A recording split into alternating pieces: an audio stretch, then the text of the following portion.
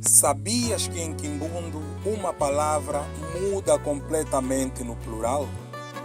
Na classe 1 dos substantivos, usamos mu para uma pessoa e a para várias pessoas. Mu usamos para o singular, a usamos para o plural.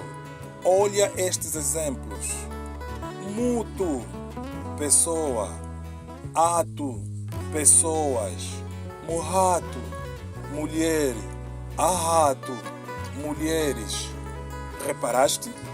O mu desaparece e vira a no plural. Queres aprender Quimbundo na prática? Segue a página Quimbundo na Prática. Há um lugar onde o saber não precisa gritar.